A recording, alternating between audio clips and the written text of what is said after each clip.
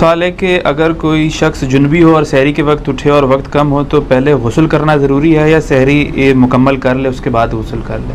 پہلے سحری کرے جی، غسل تو بعد میں بھی ہو سکتا ہے. سحری رہ گئی تو رہ گئے. پھر آپ سحری کے بغیر روزہ رکھنا بڑا مشکل کام ہے.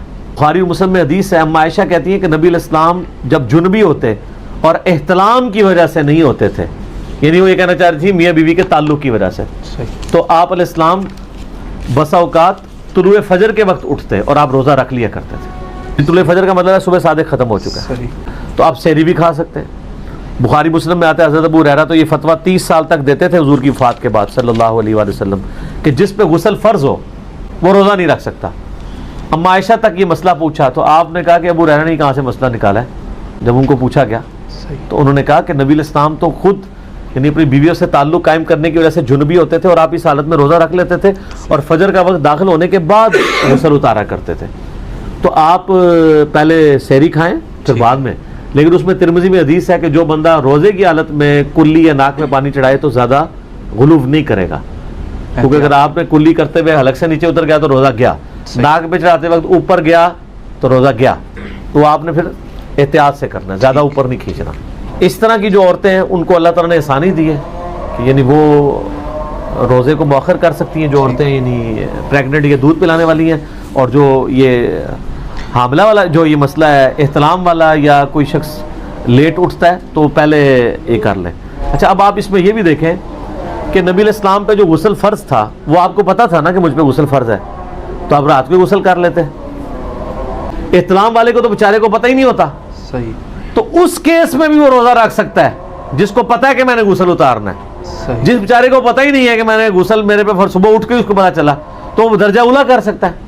اور اس میں یہ بھی یاد رکھیں کہ اگر دورانے روزہ کوئی شخص سویا دن کے وقت اور اس کو احتلام ہو گیا ہے تو اس کا روزہ نہیں ٹوٹے گا، کیونکہ اس کا اختیار تو نہیں ہے نا. اگر کوئی جذبات سے مغلوب ہو کر مشت زنی کر لے تو پھر روزے والا اس کے اوپر میں نے بات کی تھی نا کہ اس کا روزے کا پھر وہ کفارہ تو نہیں دے گا، وہ 60 روزوں والا وہ فدیہ یعنی فدیہ نہیں قضا، ایک روزے قضا کرے اور توبہ کرے.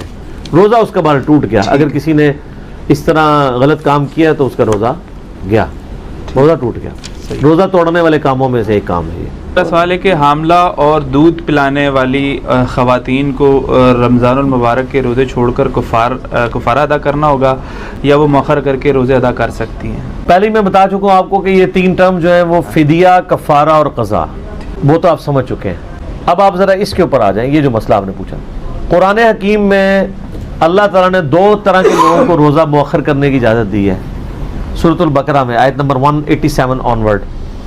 ایک تو وہ مسافر ہو کہ وہ سفر والے روزے چھوڑ کے بعد میں رکھ لیں، اور یہ بعد میں ضروری نہیں ہے کہ فوراً بعد رکھنے ہیں، سردیوں میں بھی جا کے قضا کر سکتے ہیں آپ. اس میں یہ نہیں ہے کہ جی گرمیوں کا روزہ ہے تو گرمیوں میں قضا ہوگا، یہ آپ کو اللہ نے فیسلٹی دی ہے.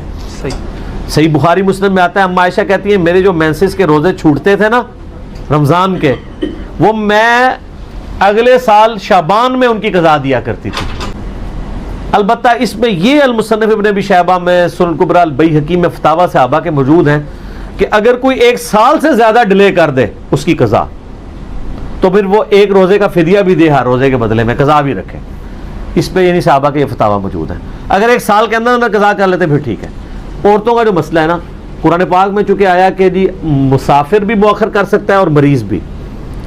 اب یہ جو حاملہ عورت ہے یا دودھ پلانے والی عورت یہ مریض کی کیٹیگری میں فال کرے گی. اور یہ میں اپنی طرف سے نہیں کہہ رہا، ابو داؤد، ترمذی، ابن ماجہ میں حدیث ہے، نبی علیہ السلام نے فرمایا، نبی علیہ السلام نے مسافر کو، مریض کو، دودھ پلانے والی عورت اور حاملہ عورت کو روزے مؤخر کرنے کی اجازت مرحمت فرمائی ہے. لیکن اب پھر مسئلہ کھڑا ہو جائے گا کہ ایک عورت پریگننٹ تھی، 8-9 مہینے اس نے روزے یعنی وہ 1 سال کے روزے اس کے گئے.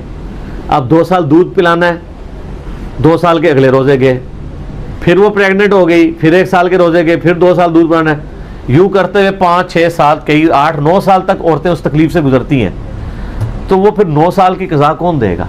وہ پھر اکٹھا فدیہ ہی دے دیں، معافی ہو جائے گی. لا یکلف اللہ نفسا الا وسعہا. اللہ تعالیٰ کسی جان پر اس کی جان سے بڑھ کے بوجھ نہیں ڈالتا. اور اگر وہ قضا کر سکتی ہے کرے، ضرور کرے، ٹھیک کرے، بہت اچھی بات ہے.